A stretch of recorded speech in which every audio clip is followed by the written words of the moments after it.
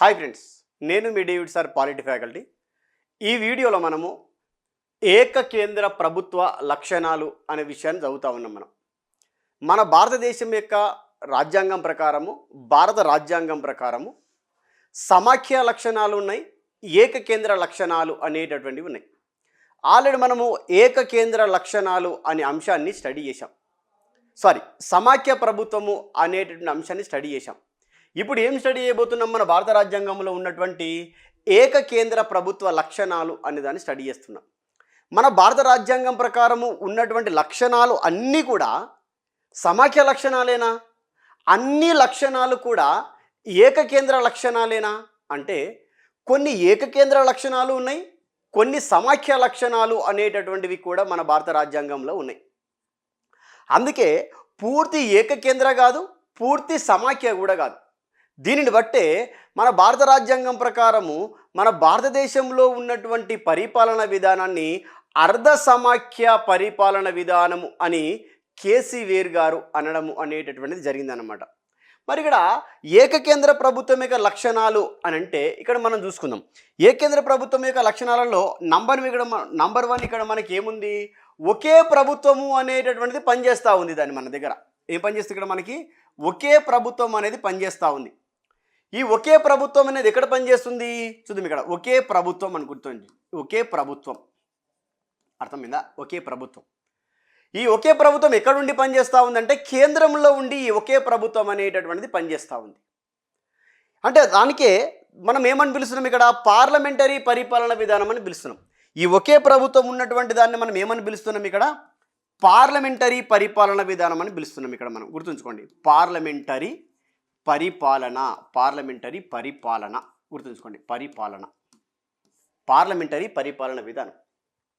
మన భారతదేశంలో ఉన్నటువంటి పార్లమెంటరీ పరిపాలన విధానము కేంద్రంలో అంటే ఢిల్లీ కేంద్రంగా మన దేశాన్ని మొత్తాన్ని కూడా పరిపాలించడము అనేటటువంటిది జరుగుతుంది. కాబట్టి ఈ విధంగా పరిపాలిస్తున్నటువంటి విధానంలో ఒకే ప్రభుత్వము కీలకమైనటువంటి పాత్రను పోషిస్తుంది. కాబట్టి మన భారతదేశం యొక్క పరిపాలన విధానాన్ని పార్లమెంటరీ పరిపాలన విధానం అని అంటాం.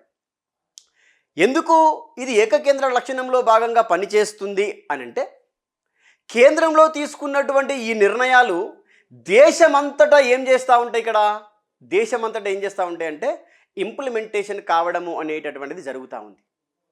కాబట్టి ఇక్కడ మీకు మన భారతదేశంలో పార్లమెంటరీ పరిపాలన విధానం ఉన్నది అని అంటేనే ఈ పార్లమెంటరీ పరిపాలన విధానము అనేటటువంటిది భారత రాజ్యాంగం యొక్క లక్షణాలలో భాగంగా ఉంది, ఏకకేంద్ర ప్రభుత్వం యొక్క లక్షణాలలో భాగంగా ఉంది. మరొకసారి మనకి ప్రీవియస్లో ప్రశ్న ఏ విధంగా అడిగినంటే పార్లమెంటును గురించి తెలిపేటటువంటి ఆర్టికల్ ఏది అన్నాడు. పార్లమెంటును గురించి తెలిపేటటువంటి ఆర్టికల్ ఏది అని అంటే 79వ ఆర్టికల్ అనేటటువంటిది పార్లమెంటును గురించి తెలుపుతూ ఉంది.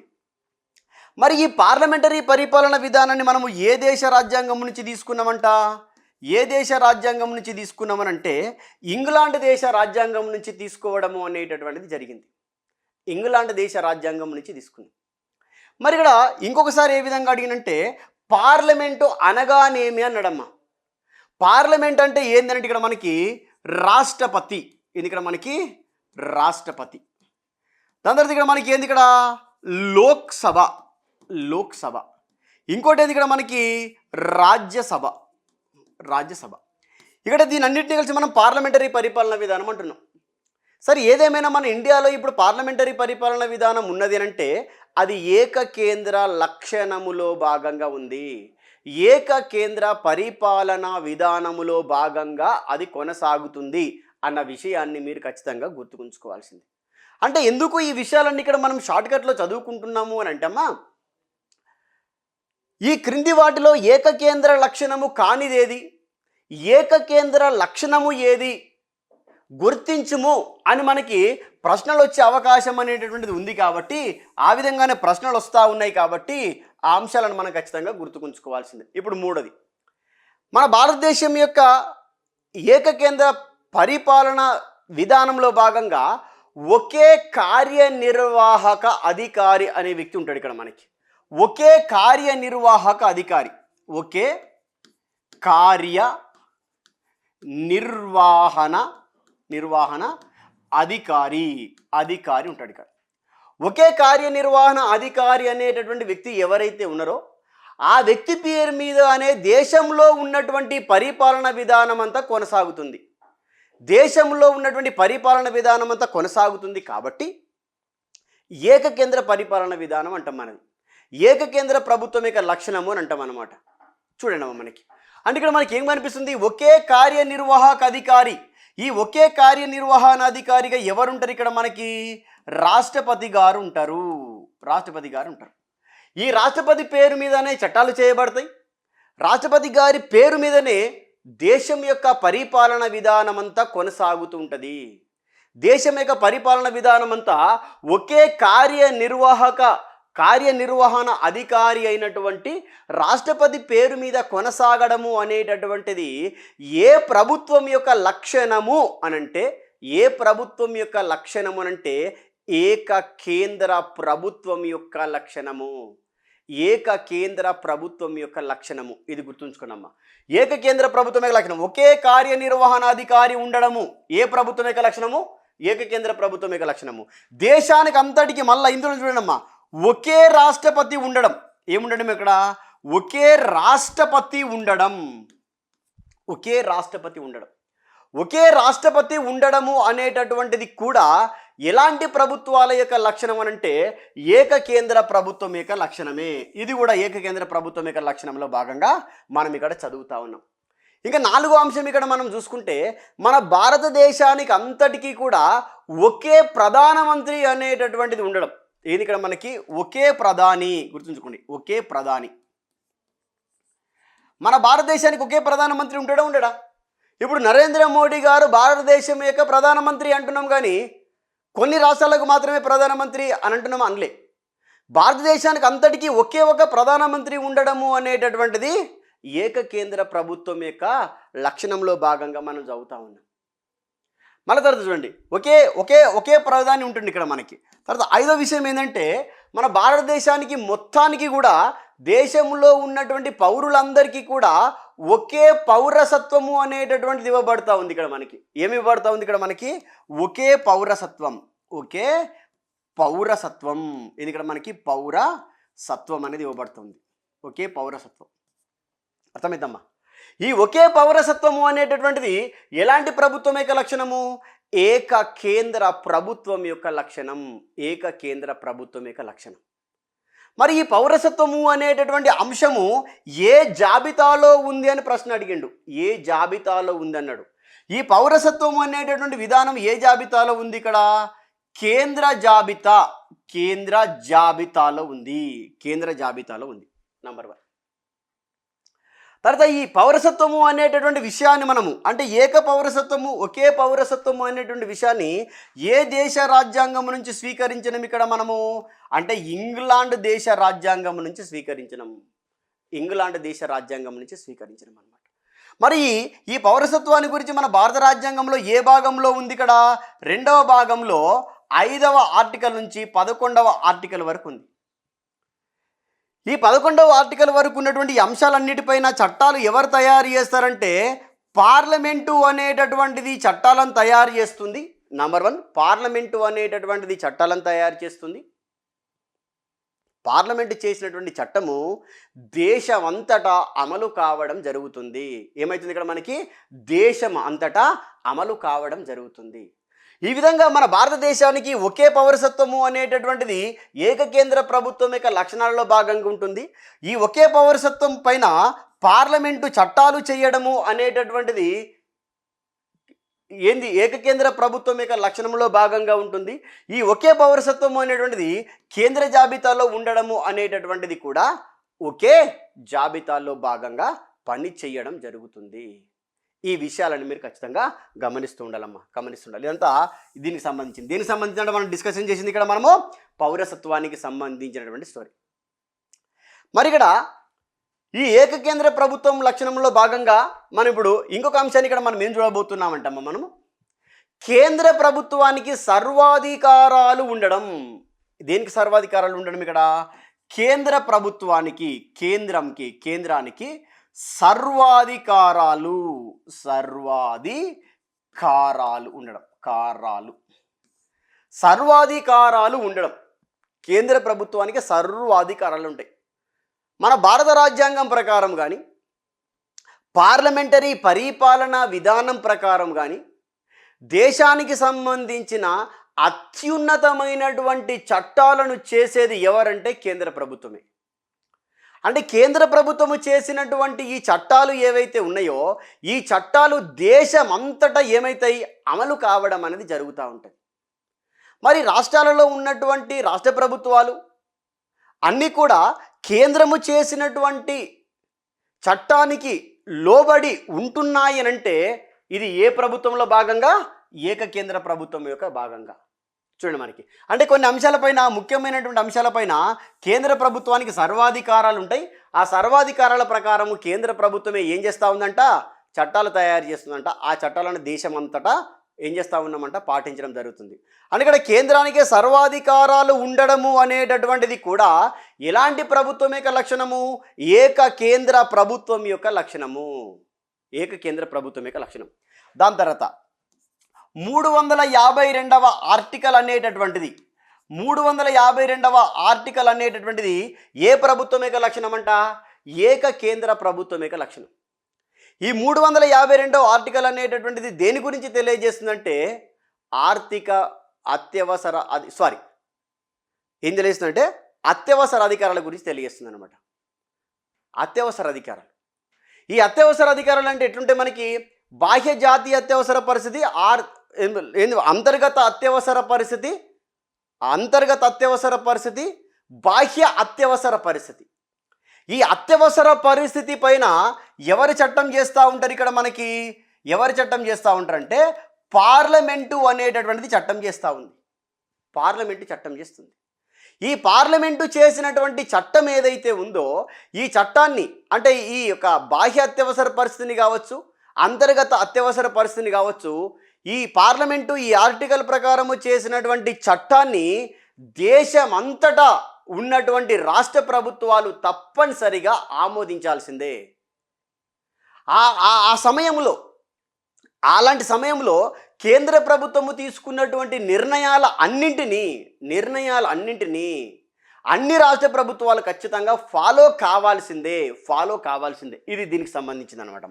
అంటే 352వ ఆర్టికల్ అనేటటువంటిది కూడా ఏ ప్రభుత్వం యొక్క లక్షణం అంటే మనకి ఇక్కడ ఏకకేంద్ర ప్రభుత్వం యొక్క లక్షణం. దాని తర్వాత 356వ ఆర్టికల్ అనేటటువంటిదమ్మా. ఈ 356వ ఆర్టికల్ దేని గురించి తెలియజేస్తూ ఉంది?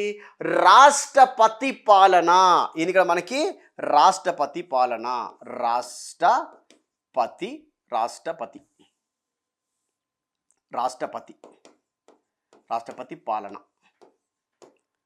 రాష్ట్రపతి పాలన గురించి తెలియజేస్తూ ఉంది. మరి ఇక్కడ ఎందుకు ఈ రాష్ట్రపతి పాలన అనేటటువంటి కాన్సెప్ట్ వచ్చింది అని అంటే, ఎందుకు వచ్చింది రాష్ట్రపతి పాలన అనేటువంటి కాన్సెప్ట్ అంటే, ఒక రాష్ట్రంలో రాష్ట్ర పరిపాలన విధానము అనేటటువంటిది సరిగ్గా లేనప్పుడు ఆ రాష్ట్రం యొక్క పరిపాలనా బాధ్యతలను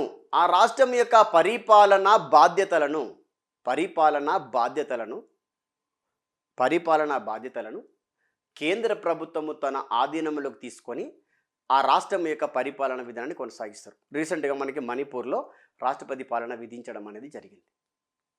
అంటే ఈ రాష్ట్రపతి పాలన విధించి రాష్ట్రాలను కేంద్ర ప్రభుత్వము పరిపాలించడము అనేటువంటిది ఏ ప్రభుత్వం యొక్క లక్షణం అంట?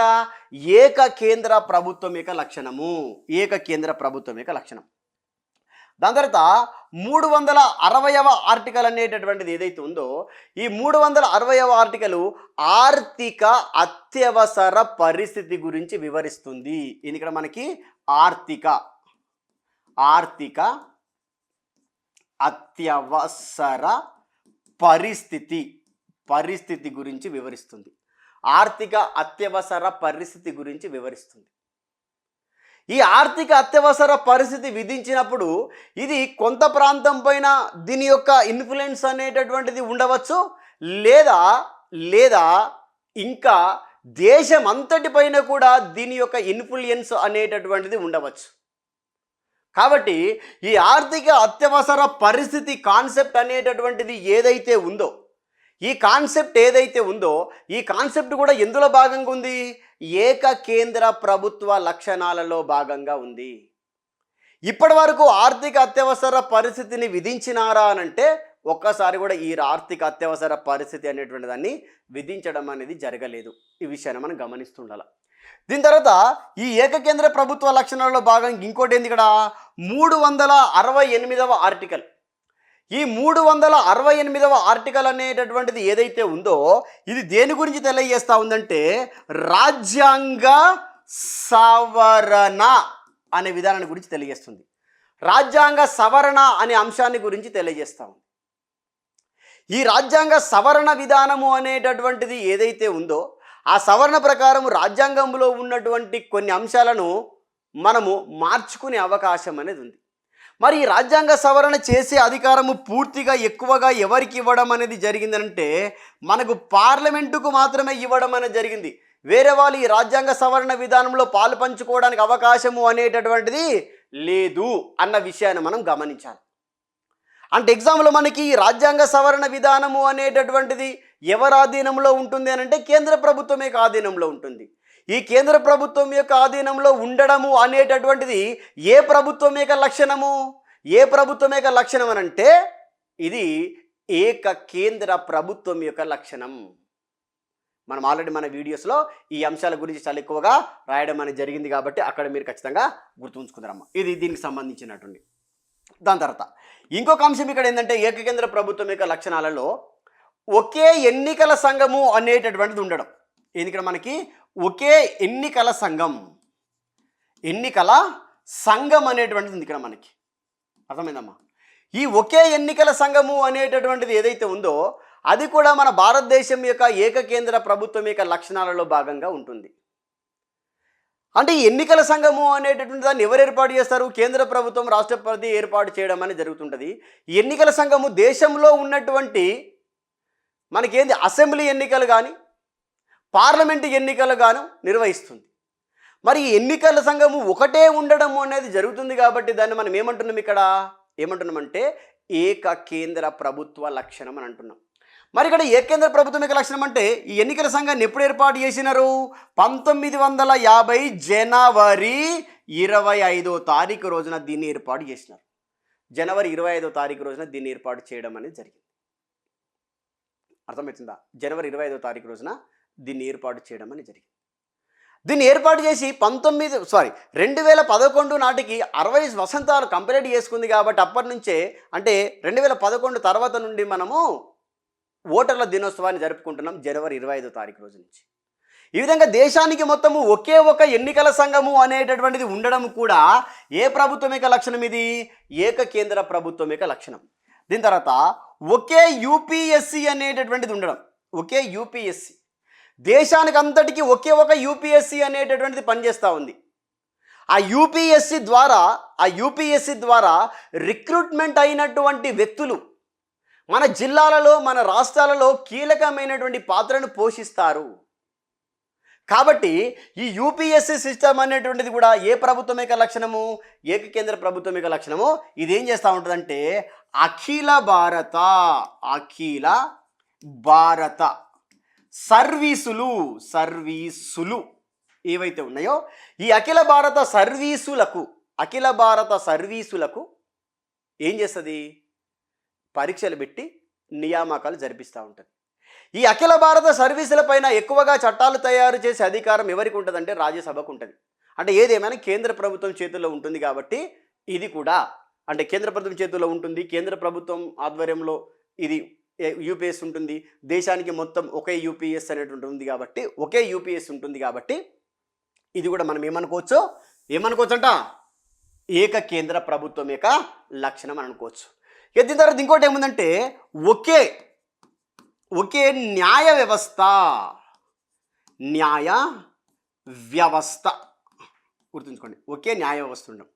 మన దేశానికి అంతటికి ఉన్నటువంటి న్యాయ వ్యవస్థ ఒకే న్యాయ వ్యవస్థ. ఆ న్యాయ వ్యవస్థను మనం ఏమని పిలుస్తున్నామంటే ఫెడరల్ సిస్టమ్ అంటున్నాం మనం. ఫెడరల్ న్యాయ వ్యవస్థ అంటున్నాం. అంటే ఫెడరల్ అంటే దేశానికి అందరికి ఒకటే ఉంటుంది. మళ్ళీ దాని మధ్యలో ఏం జరుగుతూ ఉంటాయి? అధికారాల విభజన అనేటటువంటి జరుగుతూ ఉంటుంది. ఈ అధికారాల విభజన అనేటువంటి జరిగి దేశం యొక్క పరిపాలన విధానం మొత్తము కొనసాగించినట్లయితే దేశంలో ఉన్నటువంటి అత్యున్నతమైనటువంటి చట్టాలను చేసి ఆ చట్టాల ప్రకారం అమలు చేయడానికి ఈ న్యాయ వ్యవస్థ ముందున్నట్లయితే దాన్ని మనం ఏమంటామంటే ఫెడరల్ సిస్టమ్ అంటాము.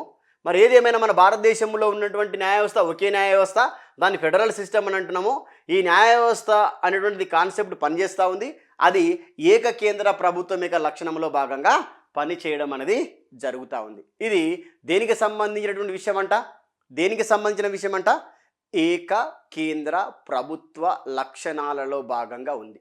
అయితే మన భారతదేశంలో ఏకకేంద్ర ప్రభుత్వము సమాఖ్య ప్రభుత్వము రెండు పనిచేస్తూ ఉన్నాయి. ఇక్కడ మనకి ఇప్పుడు చూడండి, మనకి ఏకకేంద్ర ప్రభుత్వము మరియు సమాఖ్య ప్రభుత్వం రెండు పనిచేస్తూ ఉన్నాయి. అంటే కొన్ని సందర్భాలలో మనకి ఏకకేంద్ర లక్షణాలు కనిపిస్తూ ఉంటాయి, కొన్ని సందర్భాలలో మనకి సమాఖ్య లక్షణాలు కనిపిస్తూ ఉంటాయి. అంటే రెండు మిక్స్డ్గా ఉండడం అనేది జరిగింది. కాబట్టి మన భారతదేశంలో ఉన్నటువంటి దాన్ని మనం ఏమంటామంటే అర్ధ సమాఖ్య వ్యవస్థ అంటాం. ఈ అర్ధ సమాఖ్య వ్యవస్థ అని చెప్పేసి ఎవరన్నారంటే కేసీ వేర్ గారు అనడం అనేది జరిగింది. ఎవరన్నా ఇక్కడ మనకి కేసీ వేర్ గారు అనడం అనేది జరిగింది అనమాట. ఇది దేనికి సంబంధించినటువంటి విషయం అంట? మనకి ఏక కేంద్ర ప్రభుత్వం యొక్క లక్షణము అనేటటువంటి అంశానికి సంబంధించినటువంటి సమాచారం.